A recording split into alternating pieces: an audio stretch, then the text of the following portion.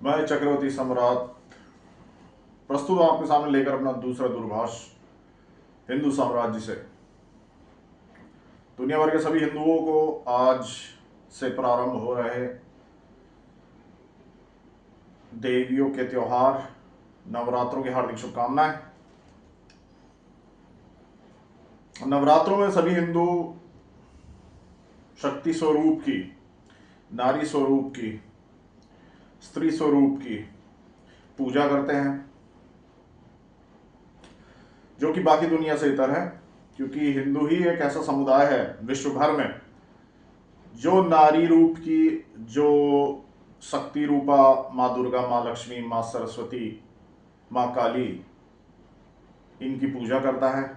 अन्य कोई समुदाय विश्व भर में नारी के किसी भी रूप को पूज्य नहीं मानता है। ये कहने की आवश्यकता नहीं कि दुनिया भर में इन्हीं शक्तियों का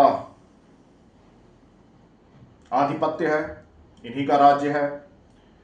200 से ज्यादा राष्ट्र हैं इन शक्तियों के, इन्हीं का आधिपत्य है पृथ्वी, समुद्र और वायु पर। इनके पास बड़ी सेनाएं, बहुत बड़ी आबादी, सारे खनिज के स्रोत, तेल के स्रोत, ऊर्जा के स्रोत, इन सभी पर यही काबिज हुए बैठे हैं। तो नवरात्रों के इस पावन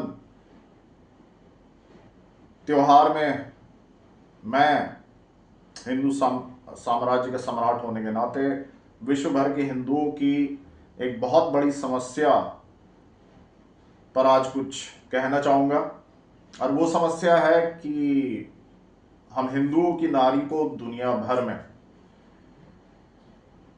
इन आधार्मिक शक्तियों द्वारा प्रताड़ित किया जाता है।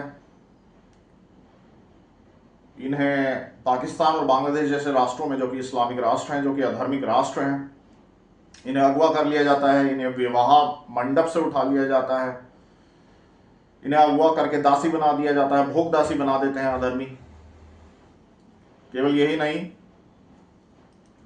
बांग्लादेश जैसे राष्ट्र जो अपने आप को इस्लामिक बताते हैं, जो कि पूरी तरीके से अधार्मिक हैं, इन्होंने पिछले 1-1.5 वर्ष से हिंदुओं के विरुद्ध जिहाद की घोषणा की भी है और पूरे बांग्लादेश में हिंदुओं के विरुद्ध जघन्य अपराध अनियमित रूप से, अनियंत्रित रूप से, परोक्ष और प्रत्यक्ष रूप से, सरकार के बगैर और सरकार की सहायता से अनियमित जारी हैं। और इसकी सबसे बड़ी भोगी बनती हैं हमारी स्त्रियां, हमारी माताएं, हमारी बहनें, हमारी पत्नियां, जिन्हें ये अधर्मी उठा के ले जाते हैं और अपनी भोगदासी बना लेते हैं। कालांतर में उन्हें भी अधर्मी बना दिया जाता है और उनके गर्भ से जन्म लेते हैं और अधर्मी, जो आगे जाके फिर यही वासना कुचक्र इसी प्रकार से चलाते हैं। यही होता आ रहा है हम हिंदुओं के साथ पिछले 1400 वर्षों से, क्योंकि हम इतिहास से कुछ भी सीखने से मना कर रहे हैं। देखिए, युद्ध आपको उस प्रकार से लड़ना पड़ता है जिस प्रकार का युद्ध आपके शत्रु आपके ऊपर थोपते हैं। युद्ध काल में आप आदर्शों का हवाला नहीं दे सकते। आप ये नहीं कह सकते कि अधर्मी ऐसे कर रहा है, परंतु हम एक महान गौरवशाली इतिहास का हिस्सा होने के नाते ऐसा नहीं कर सकते। इस युद्ध में वही जीतेगा जो ज्यादा बर्बर होगा, जो ज्यादा नृशंस होगा और जो शत्रु पर प्रचंड से प्रचंड वार करेगा। मैं एकदम साफ तौर पे कह देना चाहता हूं कि भगवान श्री राम, जो कि मेरे भी आराध्य हैं, मैं भक्त हूं बजरंग बली श्री हनुमान जी का, और बजरंग बली श्री हनुमान बालाजी भक्त हैं भगवान राम के, परंतु श्री राम के आदर्शों से हम ये युद्ध नहीं जीतने वाले हैं। हमें अपना इतिहास टटोलना पड़ेगा और हमें उन महापुरुष, उन भगवान विष्णु के छठे अवतार भगवान श्री परशुराम के आदर्शों पर चलना पड़ेगा जब तक ये युद्ध समाप्त नहीं हो जाता। हर अधर्मी का वध करना पड़ेगा, ये चाहे आपको अच्छा लगे या ना लगे। अधर्मियों के साथ, शत्रुओं के साथ वही व्यवहार करना पड़ेगा जो वो हमारे साथ कर रहे हैं। पिछले 1400 वर्षों से अनियंत्रित, लगातार और रुकने का नाम नहीं ले रहे हैं। आपने तमाम तरह के कानून बना के देख लिए, धर्मांतरण के विरुद्ध कानून, लव जिहाद के विरुद्ध कानून, लेकिन अगर कुछ हुआ है तो सिर्फ और सिर्फ ये हुआ है कि ये चीजें बढ़ी हैं। ये अधर्म, ये पाप, हमारी बहू बेटियों का इस तरीके से स्पेसिफिक टारगेट जो बना रहा है शत्रु, उन आंकड़ों में सिर्फ वृद्धि हुई है। बीते दिनों में एक महापुरुष के YouTube पे टेलीकास्ट सुन रहा था। वो कह रहे थे कि वो तकरीबन 500 अलग अलग जिलों में गए हैं पिछले कुछ वर्षों में भारत में, और उनके आकलन के हिसाब से जो उन्होंने आंकड़े इकट्ठा किए हैं वो कह रहे हैं कि तकरीबन 1000 युवतियां, हिंदू युवतियां हर रोज शिकार हो रही हैं लव जिहाद का। और ये आंकड़े भारत के या इंडिया के हैं, इंडिया के बाहर के नहीं हैं। इसमें उन्होंने पाकिस्तान में हिंदू युवतियों के साथ क्या हो रहा है और बांग्लादेश में हिंदू युवतियों के साथ क्या हो रहा है, उन आंकड़ों को नहीं मिलाया है। अगर उनको भी सम्मिलित कर लें तो आंकड़ा और भी बड़ा है। बांग्लादेश में आप देख रहे हैं कि हमारी माताओं, हमारी बहनों, हमारी बेटियों के साथ बद से बदतर सलूक किया जा रहा है, सरेआम किया जा रहा है। सरेआम चौराहों पर, सड़कों पर उनके साथ दुराचार किया जा रहा है, उसकी वीडियो बनाई जा रही हैं और उनको सर्कुलेट किया जा रहा है।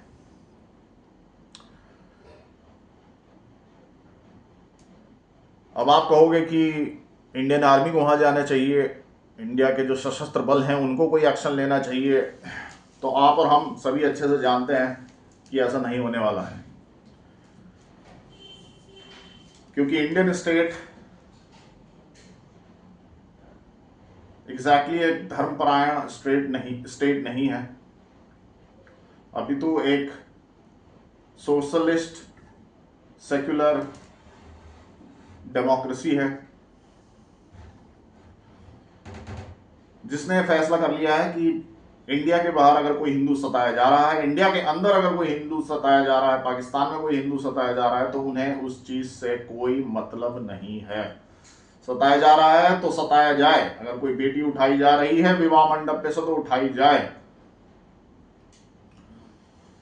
इसके ठीक विपरीत इंडियन स्टेट कहता है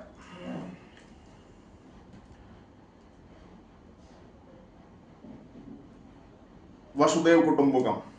अब वासुदेव कुटुंबकम ये एक ऐसा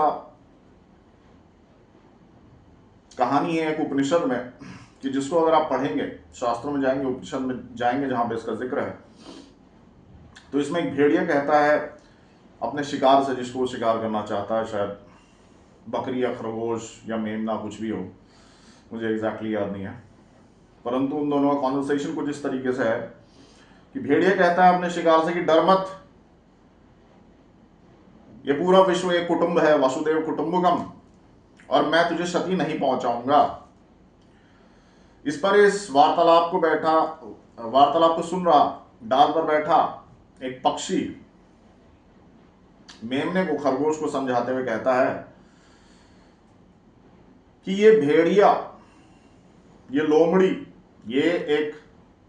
ये जो एक शिकारी पशु है, ये तुझे लालायित करने के लिए, तुझे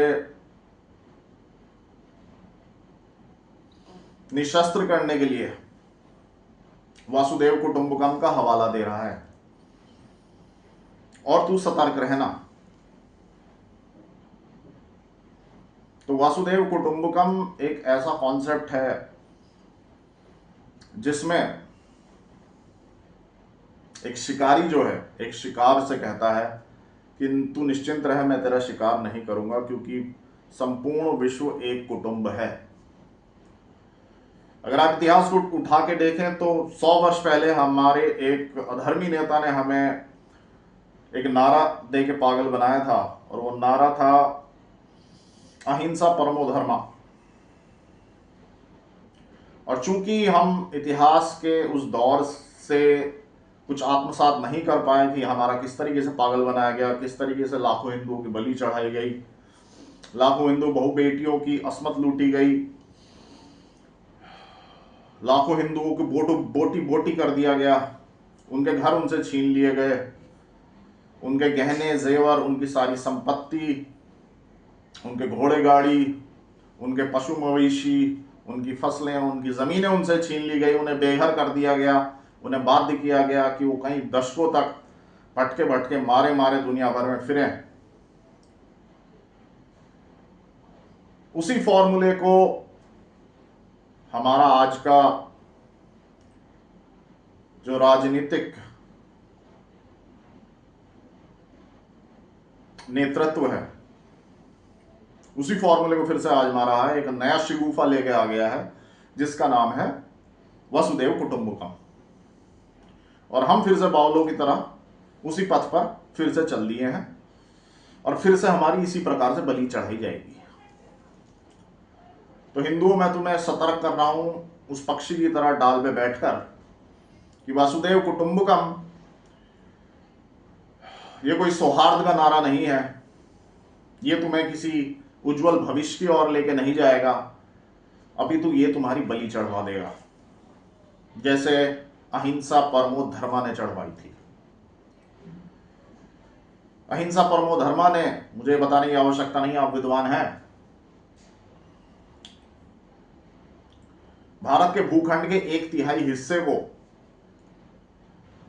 भारत के भूखंड के 1/3 हिस्से को इस्लामिक आक्रांताओं और धर्मियों को सुपुर्द कर दिया था बिना किसी युद्ध के। यह अधर्मियों की बहुत बड़ी जीत थी। इसीलिए आज वो कहते हैं कि हंस के लिया था पाकिस्तान। ध्यान से सुनिए, हंस के लिया था पाकिस्तान और लड़के लेंगे हिंदुस्तान। तो हंस के लिया था पाकिस्तान जब वो कह रहे हैं, तो एग्जैक्टली कहना क्या चाह रहे हैं? वो कहना ये चाह रहे हैं कि हमने तुम्हारा पागल बना के पाकिस्तान ले लिया था, इधर उधर 2-4 दंगे करे, 40-50 हजार हिंदुओं का वध करा, और हिंदू जब रिटालिएट करने लगे तो हमारे नेता जो कि उनके एजेंट थे, आर्मी और फौज लेके बीच में आ गए और हमारे हथियार डलवा दिए।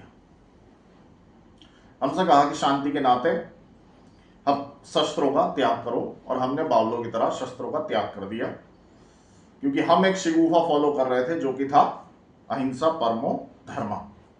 उसी तरीके से हम आज एक शिगुफा फॉलो कर रहे हैं जिसे हमारा शो कॉल्ड नेतृत्व हमारे ऊपर थोप रहा है, और वो शिगुफा है वासुदेव कुटुंबकम। और इससे मार्केट कुछ इस तरीके से किया जा रहा है, for the lack of better word, इसे मार्केट कुछ इस तरीके से किया जा रहा है कि अगर हम त्याग करेंगे, अगर हम सेवा करेंगे विश्व की, तो विश्व हमें गुरु मान लेगा। तो मेरा सवाल विश्व के सभी हिंदुओं से यह है, आज हम विश्व गुरु नहीं है लेकिन हम बनना चाहते हैं।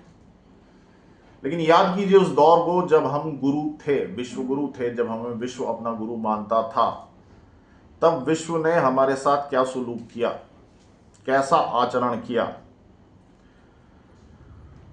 हिंदू समाज दुनिया का सबसे धनाढ्य समाज था, और हमारे सो कॉल्ड शिष्यों ने बड़ी बड़ी फौजें बनाई और हम पर चढ़ाई कर दी, हमारी सारी धन संपदा लूट ली, हमारे करोड़ों धार्मिक आस्तिक लोगों को, धर्मनिष्ठ लोगों को, धर्मपरायण लोगों को, जिन्होंने एक सुंदर समाज का गठन किया था, उन्हें दास बनकर जीवित रहने पर बाध्य किया। जो दास बनकर जीवित रहने के लिए तैयार नहीं थे, उनका वध किया। हमारी करोड़ों, लाखों नहीं, करोड़ों औरतों को, क्षमा चाहूंगा औरत शब्द यूज करने के लिए, हमारी करोड़ों बहु बेटियों को, स्त्रियों को, माताओं को, बहनों को भोग दासी बना दिया गया और भेड़ बकरियों की तरह दुनिया भर में बेच दिया गया, दुनिया के मनोरंजन के लिए। विश्व के मनोरंजन के लिए। यह तब किया विश्व ने हमारे साथ जब हम विश्व गुरु थे। तो एक बार यह करवा के क्या हमें स्वाद नहीं आया है, क्या हमारा मन नहीं भरा है जो हम दोबारा यही करवाना चाहते हैं अपने साथ? और क्या आज ये हमारे साथ निरंतर लगातार नहीं हो रहा है? क्या हमारी बहू बेटियां नहीं उठाई जा रही हैं और हम देवी देवताओं की सिर्फ प्रार्थना कर कर खुश हैं, व्रत रख के खुश हैं, पूजा करके अनुष्ठान करके खुश हैं? मैं ये नहीं कह रहा कि अनुष्ठान करना, पूजा करना, व्रत रखना इसमें कुछ भी गलत है, बिल्कुल कीजिए। मेरा परिवार भी इन सब चीजों को करता है और मेरी भी पूरी आस्था है देवियों में, माताओं में। मैं भी माताओं का भक्त हूं। परंतु जो हमारी करोड़ों माताएं बहनें जिन्हें भोगदासी बना के भेड़ बकरियों की तरह दुनिया भर में बेचा गया, जिनके मृत शरीर के साथ भी दुष्कर्म किए गए, जिनके मृत शरीर को मुखाग्नि भी नसीब नहीं हुई, उनकी आत्माएं जो चित्कार कर रही हैं आज तक, उनका प्रतिशोध कौन लेगा?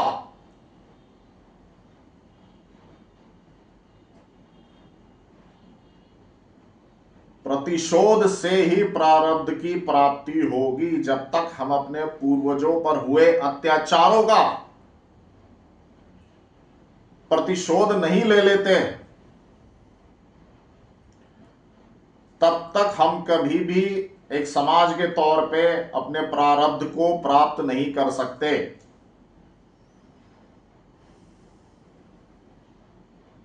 क्योंकि वो अधर्मी जिन्होंने हमारे पूर्वजों के साथ ये दुराचार किया, ये अत्याचार किए, मानव इतिहास के सबसे जघन्य अपराध किए, मानव इतिहास में अगर सबसे ज्यादा रक्त किसी का बहाया गया है तो वो हिंदुओं का है। अगर सबसे ज्यादा अपमान किसी का हुआ है किसी समाज का तो वो हिंदू समाज का है। अगर किन्हीं देवी देवताओं का सबसे ज्यादा अगर अपमान हुआ है और लगातार हो रहा है तो वो हिंदू देवी देवताओं का है।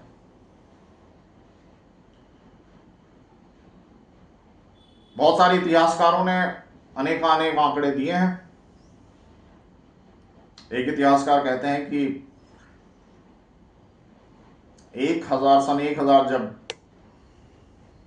गजनवी ने पहली बार आक्रमण किया था, सन 1000 से लेकर उसके आक्रमण से, गजनवी के आक्रमण से लेकर 1526 जब तक बाबर का आक्रमण नहीं हुआ था, पानीपत का युद्ध जब तक नहीं हुआ था, तब तक इन अधर्मियों ने, तब तक इन पापियों ने इन 526 वर्षों में तकरीबन 8 करोड़ हिंदुओं का वध किया था। भारतीय उपमहाद्वीप की आबादी 1000 और 1526 के बीच में बढ़ने के बजाय घट गई थी। अगर आप आबादी का आकलन करें कि 1526 में कितनी थी और सन 1000 में कितनी थी, तो 1526 में जो आबादी थी भारत उपमहाद्वीप की, वो सन 1000 की आबादी से कम थी। इतना रक्त यहां बहाया गया था। जब जिस सूबेदार, जिस डाकू, जिस चोर, जिस उचक्के का मन कर जाता था कि आज अधर्म के नाम पर हिंदुओं की बलि चढ़ाई जाए, तो घोड़ों पर सवार होकर निकल जाते थे, किसी गांव पे हमला कर देते थे, सारे पुरुषों का वध कर देते थे, बच्चों की हत्याएं कर देते थे। जो बच्चे अच्छे लगते थे उन्हें दास बना लेते थे, उठा के ले जाते थे, अपहरण कर लेते थे उनका। और सभी नारियों का जो वृद्ध नहीं होती थी, वृद्ध नारियों का वध किया जाता था और सुकुमारियों का अपहरण करके उन्हें भोगदासी बना लिया जाता था।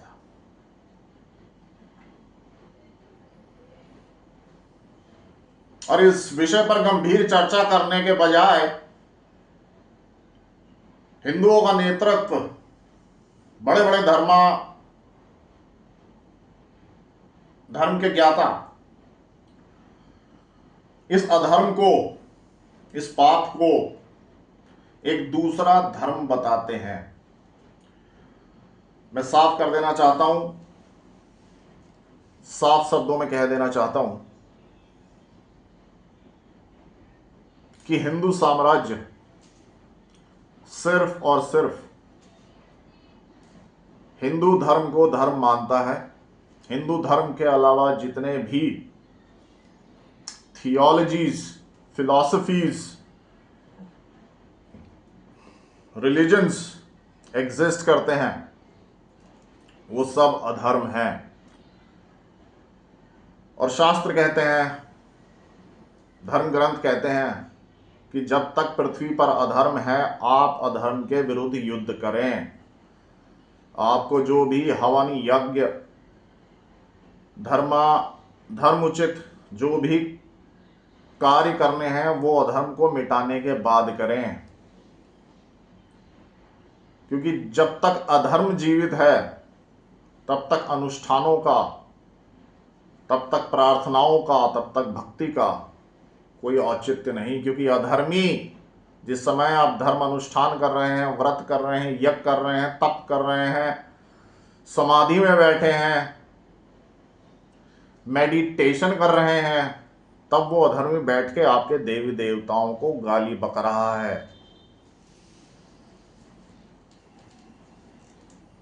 और जैसे कि मैंने पिछले दूरभाष में कहा कि अगर कोई देवी देवताओं का अपमान करता है तो उसको एक ही दंड मिलना चाहिए, जो कि हमारे शास्त्र, जो कि हमारे धर्म ग्रंथ कहते हैं, और वो है मृत्युदंड। अब चाहे अधर्मी एक हो, चाहे लाख हो, चाहे करोड़ हो, चाहे उनके राष्ट्र हो, चाहे उनके राष्ट्रों के संगठन हो अनेक, और चाहे आप गणना में कम हो, आपको युद्ध करना पड़ेगा। युद्ध के अलावा, अधर्म को मिटाने के अलावा हमारे पास उपाय कोई नहीं है। वो इतने चालाक, इतने हरामी हैं, वो इतने चतुर हैं,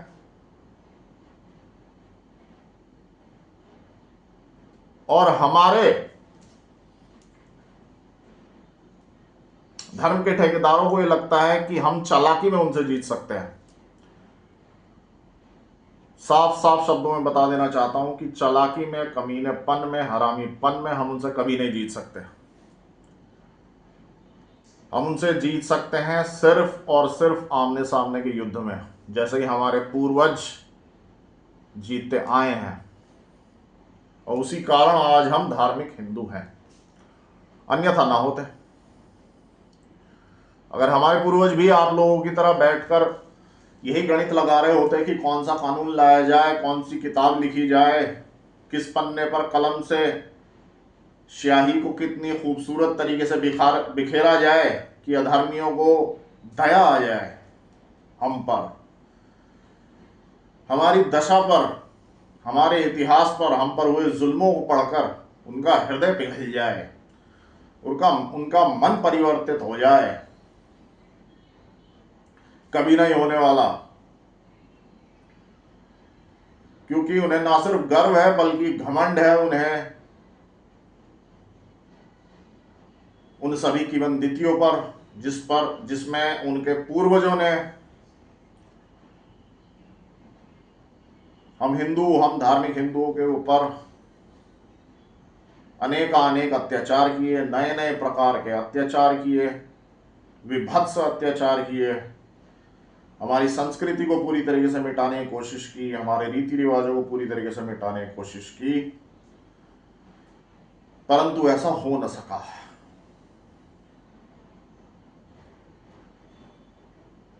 और ये नया दौर है, नया समय है,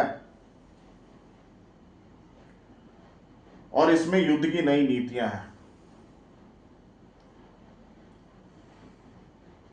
और हम हिंदुओं की सबसे बड़ी जो कमजोरी है वो ये है कि हम लिखित शब्द को बहुत ज्यादा सीरियसली लेते हैं। तो कहीं किसी ने अगर लोकतंत्र, डेमोक्रेसी के ऊपर कोई किताबें लिख दी तो हम मंत्रमुग्ध हो गए कि वाह, कमाल कर दिया, क्या लिख दिया, अद्भुत, ऐसा तो पहले कभी ने किसी ने कुछ लिखा ही नहीं। किसी ने सेक्युलरिज्म पर एक फिलॉसफी निकाल दी तो हम फिर से मंत्रमुग्ध हो गए, और हमने उन चीजों को आत्मसात कर लिया जबकि आवश्यकता नहीं थी, क्योंकि उनको आत्मसात करने से हम सिर्फ यह कर रहे थे कि हम अपने पैरों पर कुल्हाड़ी मार रहे थे।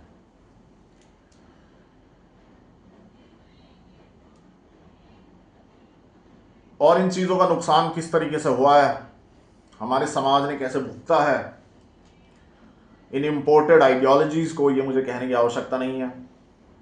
रोज की दिनचर्या में आप देख सकते हैं कि किस तरीके से हिंदू घिस रहा है, पिट रहा है, गरीब है।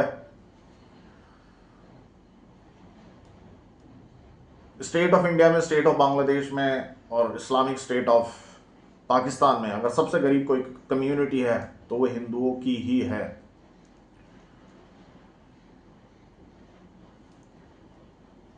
इसीलिए मैं कह रहा हूं, नवरात्रों के शुभ अवसर पर मैं फिर से कहना चाहूंगा और अंत करना चाहूंगा इस दूरभाष का, ये कहकर कि अगर हमें अपनी माताओं बहनों बेटियों का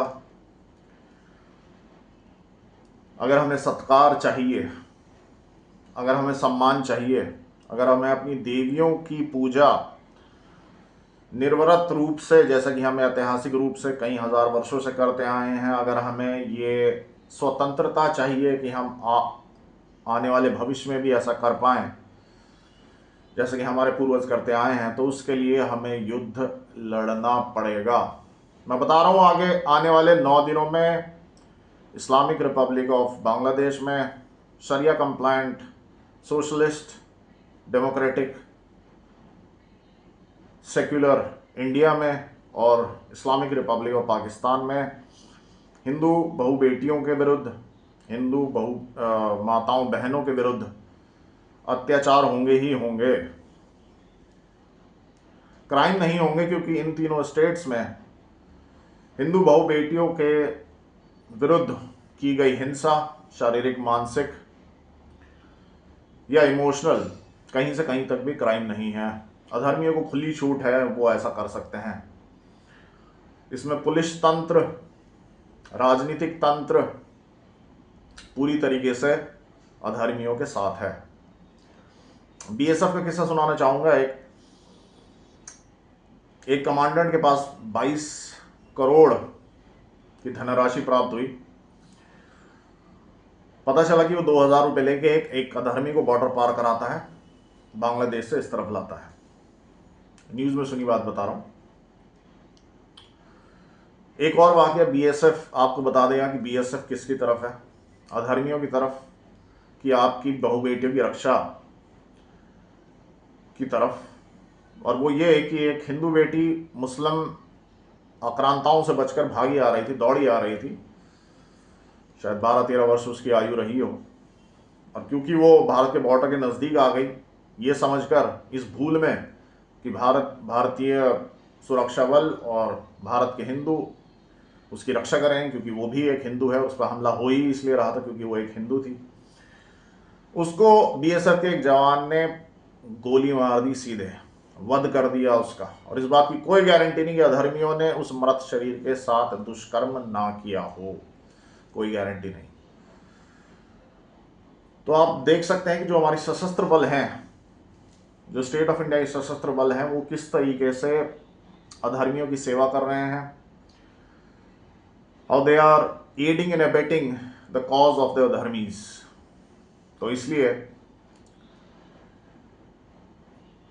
मैं आपसे कहता हूं कि विचार कीजिए और बहुत जल्द हिंदू साम्राज्य के गठन कीजिए।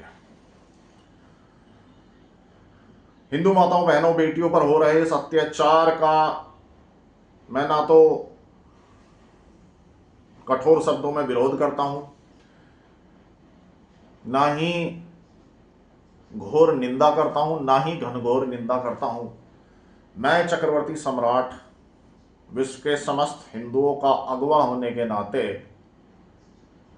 इस्लामिक स्टेट ऑफ बांग्लादेश पर युद्ध की घोषणा करता हूं। हर हर महादेव, विजयी भवा।